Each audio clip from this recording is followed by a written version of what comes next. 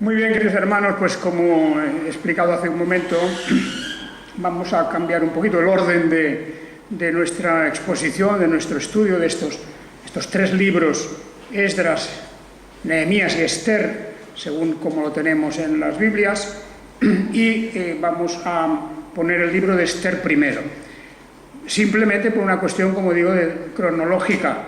El libro de Esther es un libro que ocurre durante el reinado de Jerjes. Jerjes es desde el año, como tenéis en la tabla aquella que os di hace unas semanas, entre los años 486 y 465. Pero luego, después de Jerjes, viene el siguiente, que es Artajerjes, que es en el tiempo en que se completa el libro de Esdras, y luego también en el libro de Nehemías, que son naturalmente libros que son posteriores, es decir, épocas que son anteriormente al pasaje que tenemos hoy aquí en el libro del libro de Jerjes, el libro en el que aparece este rey Jerjes con otro nombre, con el nombre de Ahasveros, Asuero también, y es cuestión de que miréis en esa tabla el orden cronológico. El libro de Esther es un libro que tiene, diríamos, peculiaridades que lo diferencian bastante de otros libros de la Biblia, y más de estos tres, que son los libros de la época del cautiverio. Cautiverio ya no en babilónico, digamos, sino de la época en que están todavía esparcidos por tierras extrañas, particularmente en el imperio persa, todo lo que era el imperio medo-persa. Este periodo, que sabemos que comienza en la Biblia con el relato del edicto de Ciro, en el año 500 y pico, 540 o una cosa así, y que luego se va a la época de Darío. Darío es el padre de Jerjes, precisamente, y luego viene Artajerjes, que es ya el último, prácticamente, no digamos de final, pero de los importantes, de los últimos importantes grandes emperadores o reyes de Persia. Este libro de Esther es un libro que ha sido incluso a veces puesto en tela de juicio. Por ejemplo, Martín Lutero no lo aceptaba como un libro del canon, de la lista canónica de los libros inspirados bíblicos. La opinión de Martín Lutero pues la tenemos en cuenta en un sentido, pero lo cierto es que este libro de Esther ya venía dentro del canon judío. Y podemos decir que está aquí porque el canon judío lo incluyó en la lista de los libros que ellos tenían como libros sagrados. Es un libro que nos viene traído por ese canon o esa lista de los libros que los judíos tenían. Y por lo tanto, como la Iglesia cristiana lo único que hizo fue aceptar todo ese canon judío, pues se unió luego a los libros del Nuevo Testamento, y aquí está el libro de Esther. Pero hay que reconocer que el libro de Esther es un libro diferente. En primer lugar, hay una cosa muy notoria, es que aquí no hay ninguna invocación al Dios Yahvé de Israel, ni una sola. No hay ninguna invocación a Dios. Lo único sí, hay unos momentos donde el pueblo ayuna, hace un ayuno. Se habla de ayuno, no se habla de oración, que suelen ir juntos muchas veces, y no se habla, por supuesto, para nada del Dios de Israel. Y es un libro en el que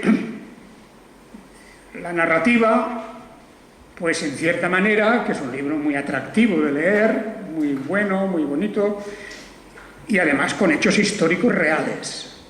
O sea que no es una fantasía, aunque el estilo del libro de Esther casi parece una de las historias de las 1001 noches, porque es una historia, pues, muy, como conocéis todos, lo habréis leído este libro, y vemos ahí, pues, toda la historia de un pueblo oprimido, que es el pueblo de Israel, por supuesto, pero que en aquel momento viven tranquilos en aquellas tierras.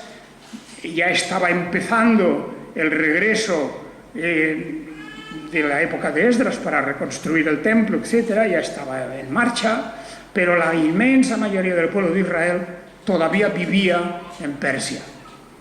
Aún no se había terminado aquel éxodo, habían ido las avanzadillas de Israel a reconstruir el templo, y luego en medio de todo eso ocurre lo que la historia del libro de Esther nos cuenta. Es un libro, por lo tanto, que el pueblo judío estima muchísimo, y por eso digo que está aquí, porque la estimación que tiene el pueblo judío como nación. Como nación, porque es un momento histórico donde se libran de un gran genocidio, una de las primeras manifestaciones de eso que llamamos hoy genocidios, o sea, la destrucción de un pueblo entero. Israel estuvo a un paso de desaparecer en tierras de Persia. Como sabemos por la historia, y yo creo que muchos ya la conocéis, de sobras, de un enemigo, de un hombre soberbio, de un hombre feroz en la venganza, y que intentó no solamente vengarse de un judío concreto, que era el tío de la reina Esther, de la que era reina en ese momento, y que no solamente quiso vengarse en la figura de Mardoqueo, tío de la reina, sino también de todo el pueblo al que pertenecía. Cuando se enteró de que era un judío, dijo, pues no solamente él, sino toda la nación judía quiero que desaparezca. Este era, vamos a decir, el gran primer ministro del rey, y consiguió que el rey le firmara las cartas para mandar a todos los gobernadores de las provincias para que destruyeran al pueblo de Israel.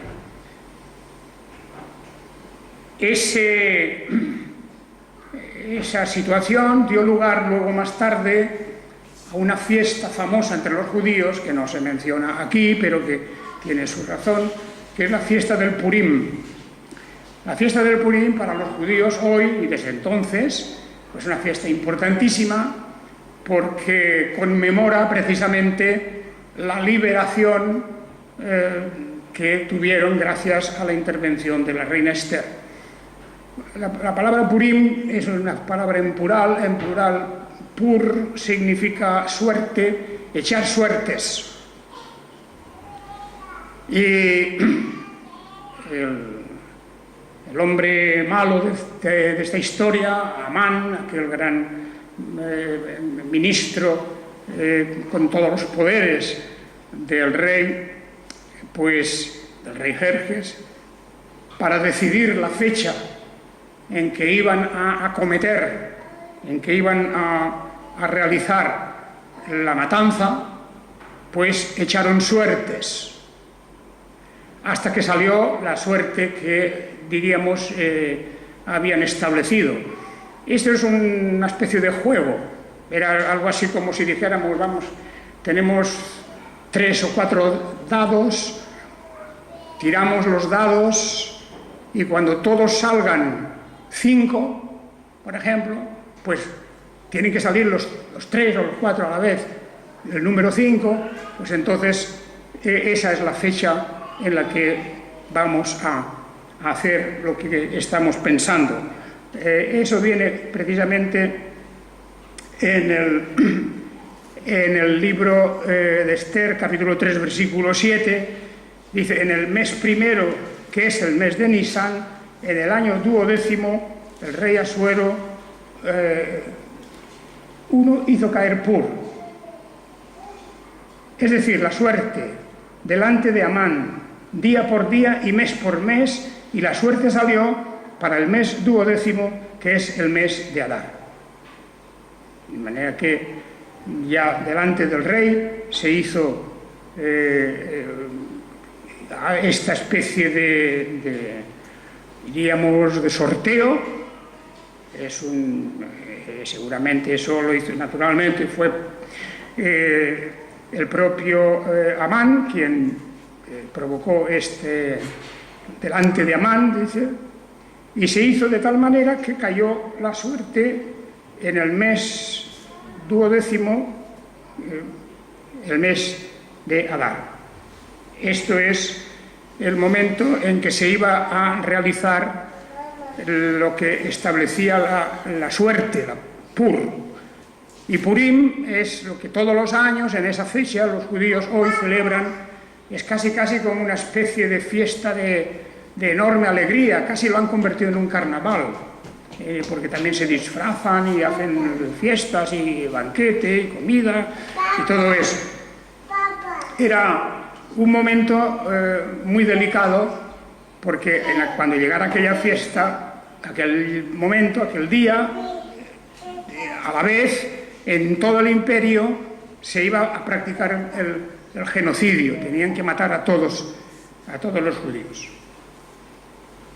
Bien, es un libro, por lo tanto, que tiene como principal objeto darnos a conocer la gran liberación que experimentaron los judíos en ese momento. Se libraron. Por eso luego pudieron continuar retornando, volvieron otra vez, las diferentes expediciones que se iban haciendo, y ahí está. Pero digo que llama la atención mucho, porque el tono del libro es una historia, refuerza mucho los detalles que encontramos aquí, por ejemplo, pues todo lo que al principio hay en este libro, que es digamos, lo que el rey Asuero o Jerjes, el contratiempo que él tiene en una fiesta que él celebra con sus ministros y los nobles, etcétera, y la reina, que en aquel primer momento era una mujer llamada Vasti, le desprecia porque él la manda a llamar, bueno, estaban bebidos, todos estaban bebidos, etcétera, ¿verdad? Y manda a llamar a la reina que venga, y ella se niega, sabiendo que allí había un ambiente muy malo, y entonces no quiso ir, lo cual pues provoca la ira del rey, de Jerjes, provoca el hecho de que de inmediato pues busca una solución y un castigo para la reina, y pide consejo a los suyos y le dicen que debe divorciarse de ella. Y efectivamente así lo hace. Hemos leído la lectura porque pensaban que eso era un muy mal ejemplo para todas las familias y para todas las gentes, que la mujer menospreciara de esa manera la orden del marido.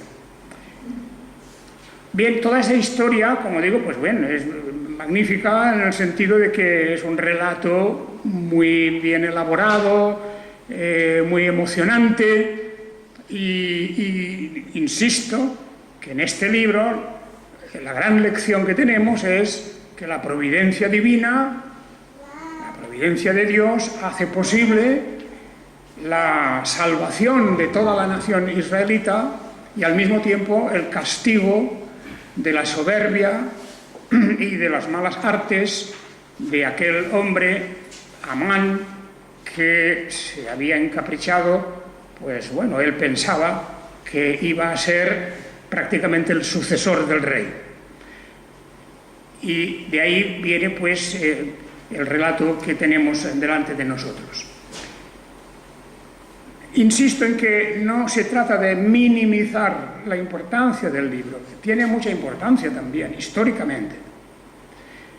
Primero, pues porque es un puente entre dos libros que nos cuentan la historia del retorno.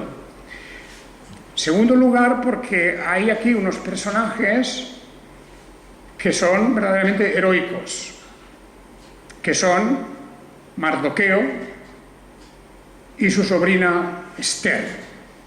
Dos judíos casi anónimos antes de que ocurrieran estas cosas, por cierto, de la tribu de Benjamín.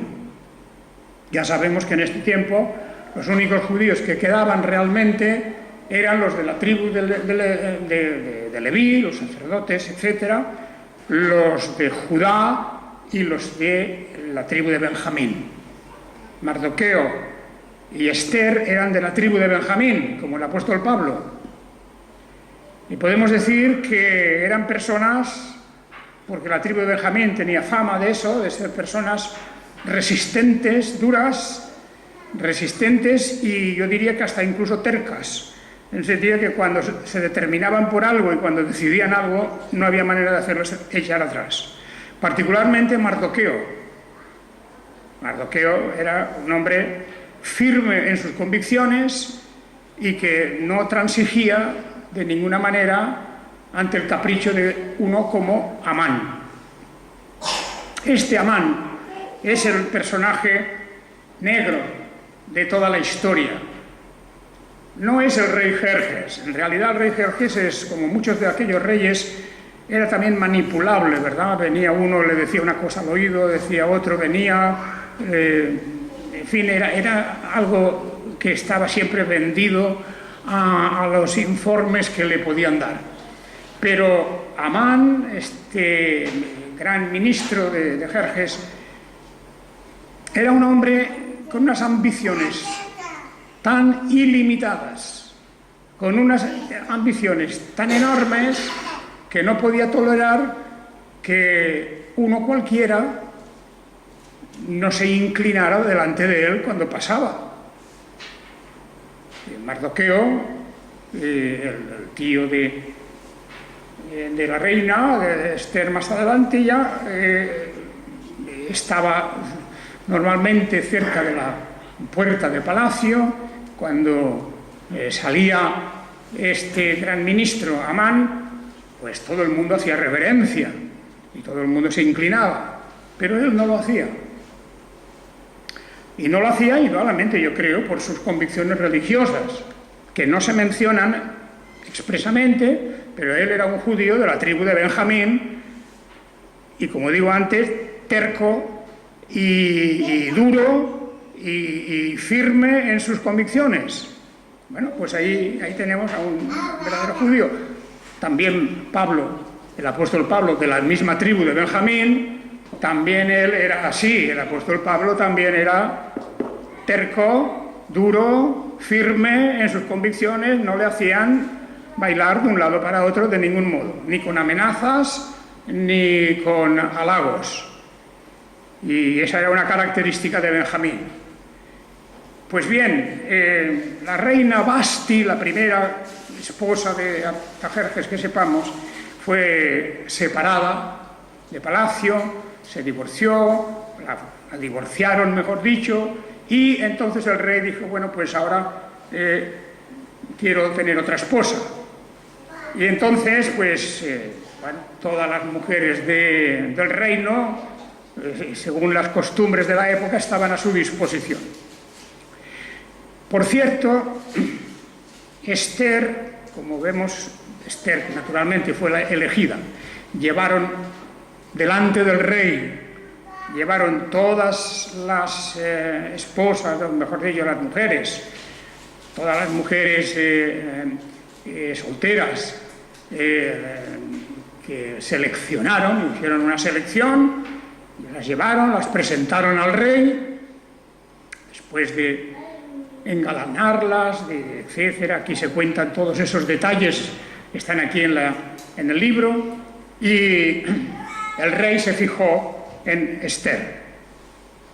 Por cierto, que Esther nunca dijo que era judía. Esta era una cuestión que la mantuvo, digamos, aparte. Y por otro lado, aunque eso se descubre más adelante, pero ella no se manifestó, no se reveló nos reveló lo que ella era, a qué pueblo pertenecía. No sabemos por qué, porque en aquel momento el pueblo judío era un pueblo bien recibido en Persia. Estaban allí viviendo, ya vivían muchos años, estaban establecidos, estaban diseminados por todos los pueblos y pequeñas ciudades de la nación y bueno, eran conocidos, pero Esther no dijo nada respecto a su verdadera identidad. Vemos esto como un acto no de cobardía, porque Esther es un ejemplo de valentía. Esther es un ejemplo de valentía. En esta historia hay un pasaje precioso, que es en el capítulo 4 concretamente,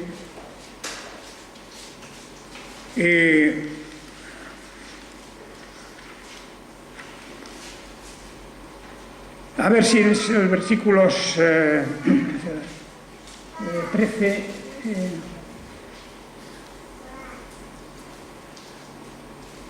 sí. En el capítulo 4, os leo desde el capítulo 4, versículo 14,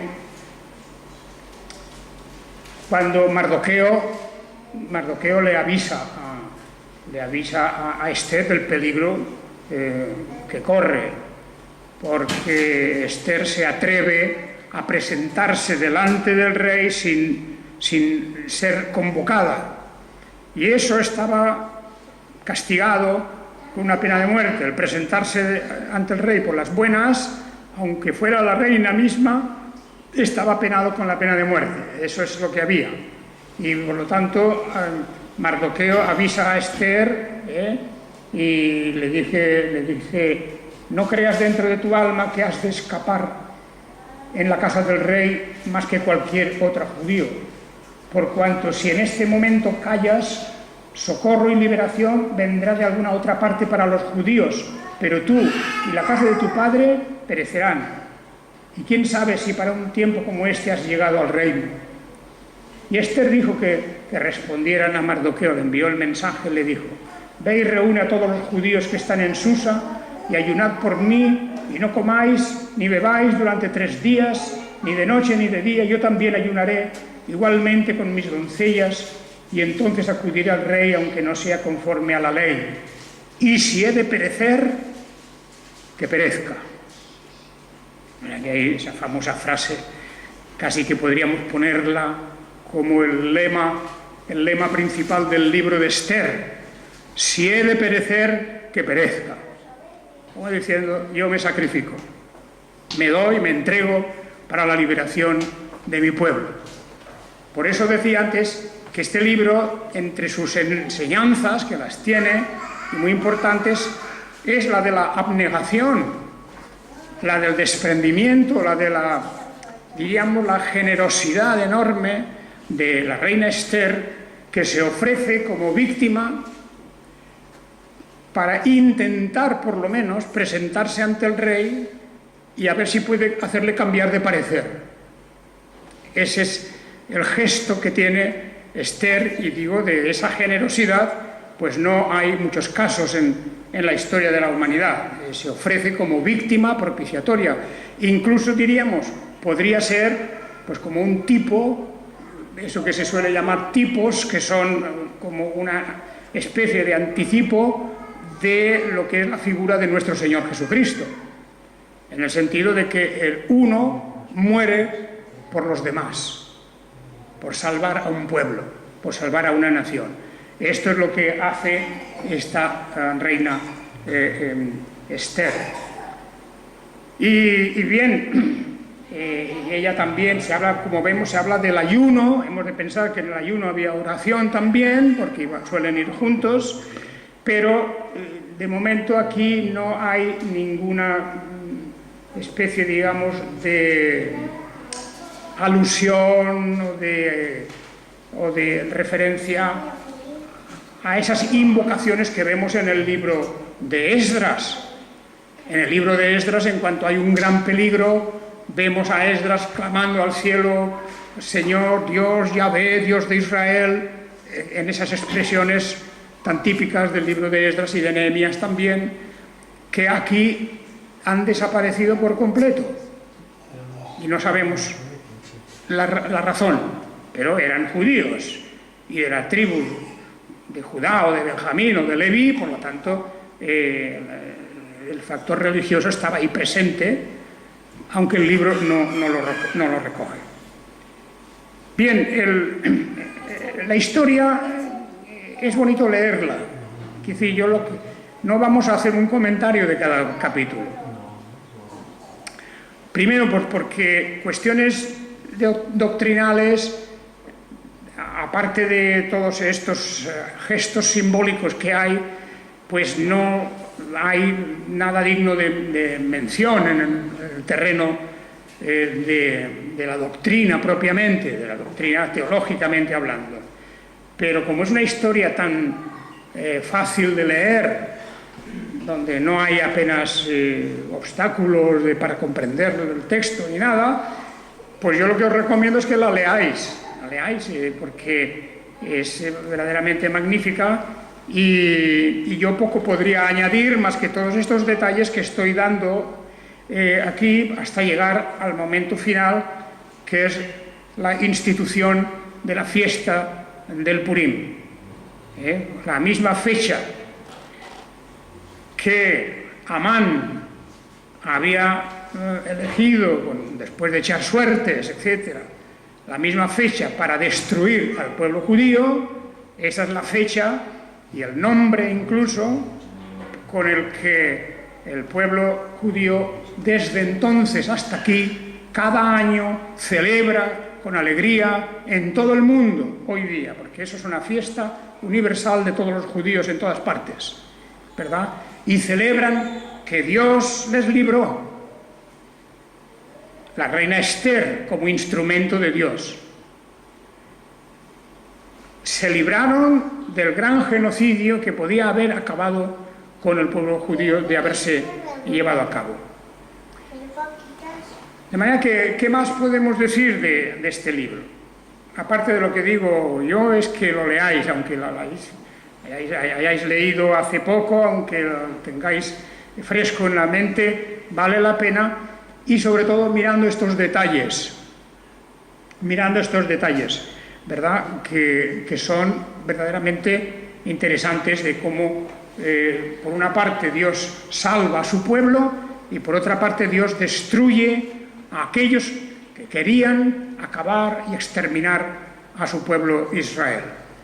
Y hay que preguntarse en esto, porque es una de las grandes primeras manifestaciones del empeño de provocar este genocidio entre el pueblo judío.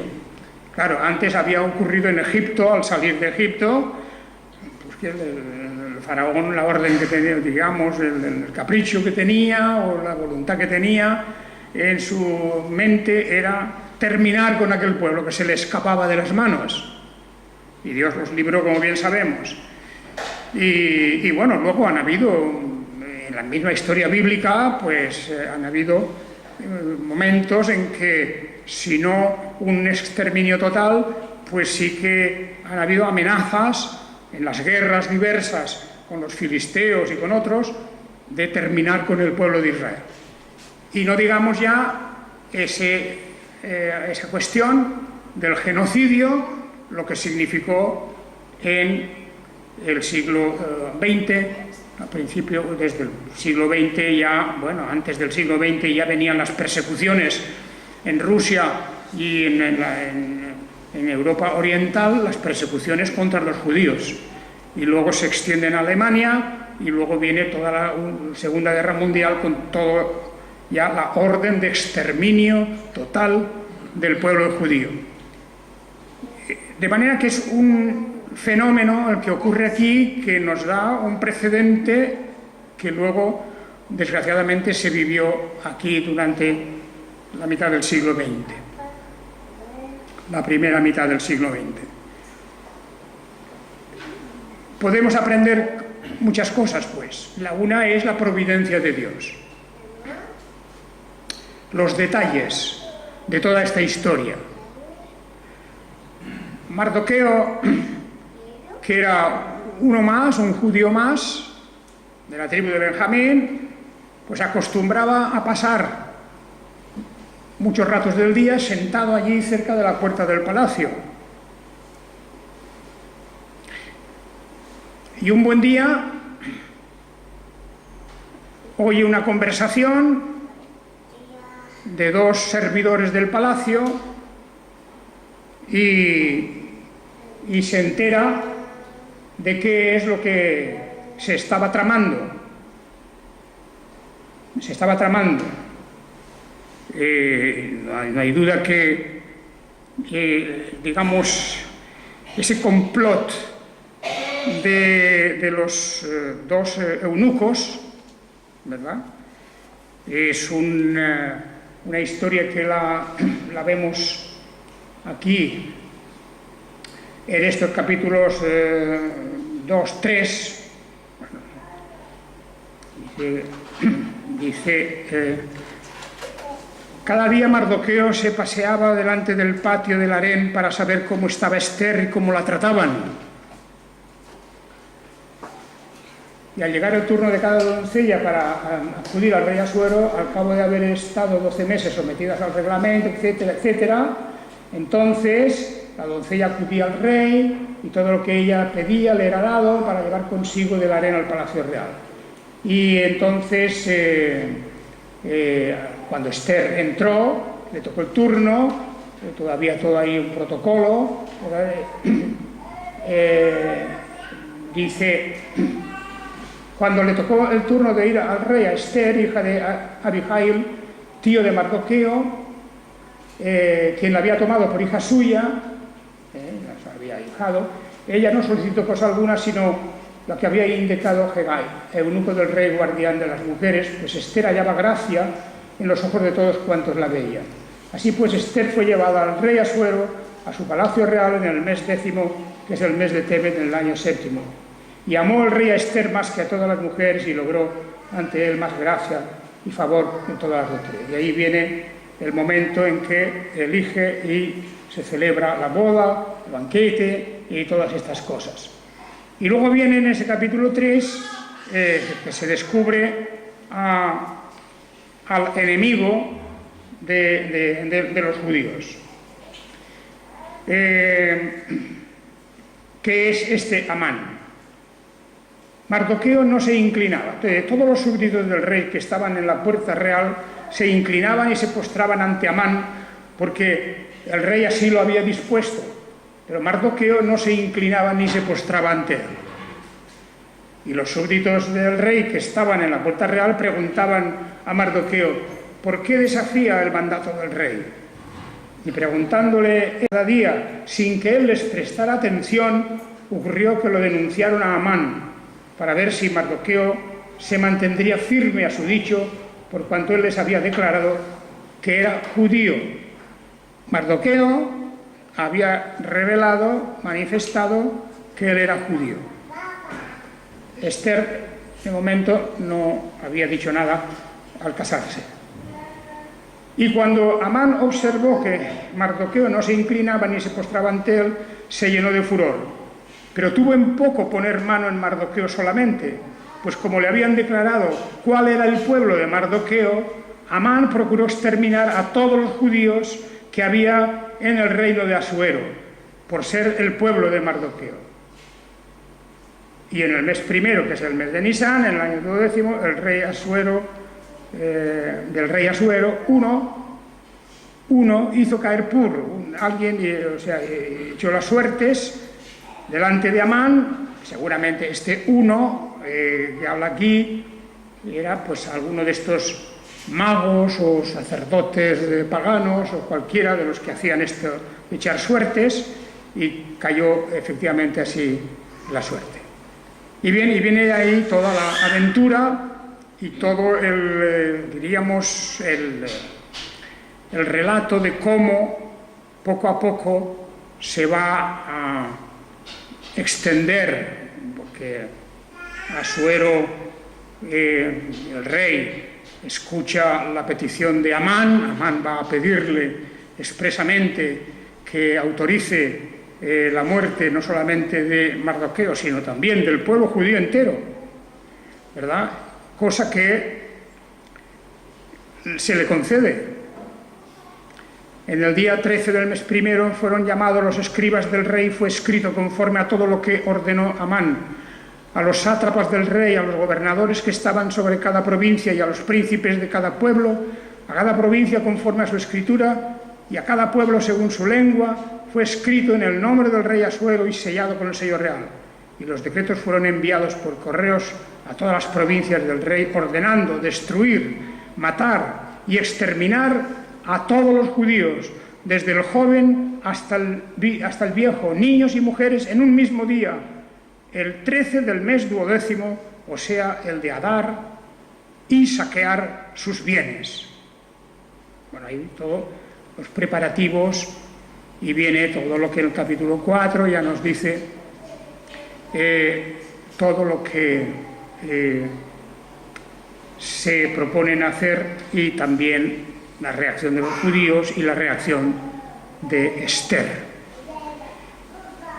Bien, como hay una aventura entre medio, cómo se libra, porque Mardoqueo había avisado del complot que se estaba fraguando contra el propio rey.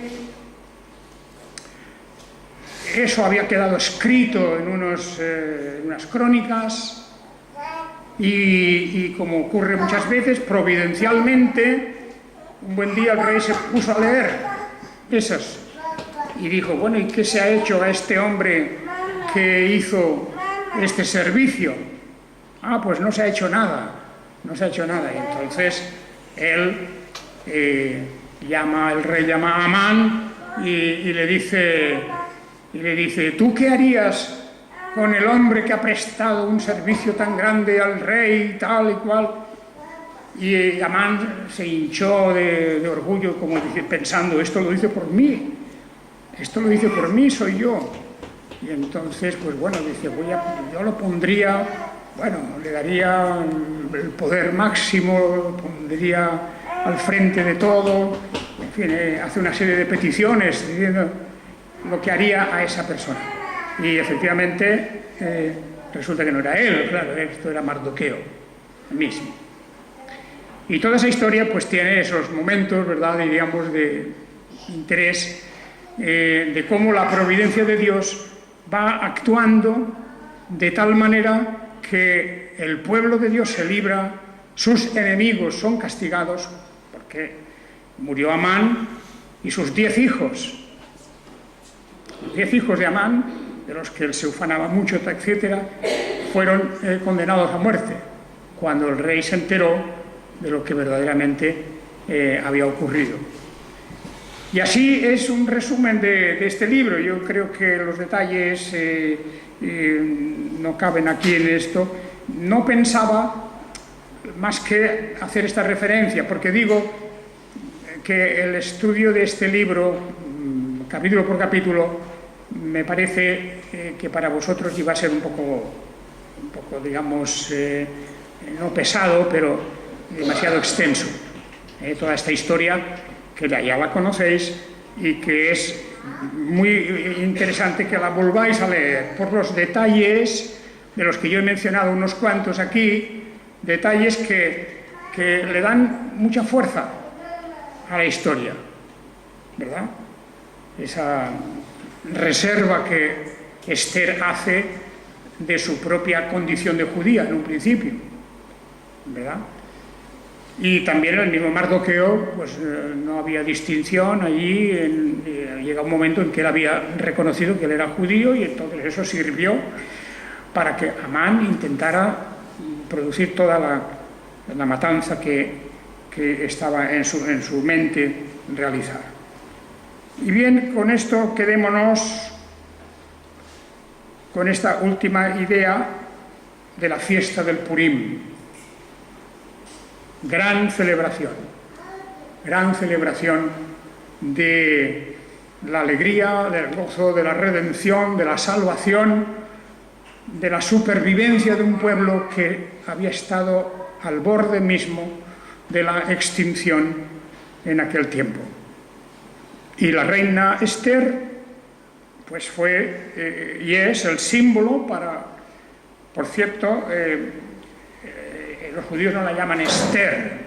Esther es un nombre griego en realidad, se llama Hadassah. Y Hadassah, por ejemplo, hay muchos hospitales en Israel, hay hospitales que se llaman Hadassah, en honor a la reina, ¿verdad? A la reina de la historia de Esther, y cómo ella fue la que salva a su pueblo, una figura de salvación, incluso arriesgándose con su propio sacrificio. Digna de tenerse en cuenta, y yo os pido que os leáis este libro de Esther con interés, pensando que aunque no aparece como un gran libro religioso, es una historia que está insertada dentro de toda la historia de Israel, que es una historia de servicio al Señor y también de gratitud por la salvación que Él les ha dado. Aquí terminamos, y si tenéis preguntas más tarde o en otro momento, pues las podéis hacer. No hay muchos comentarios del libro de Esther.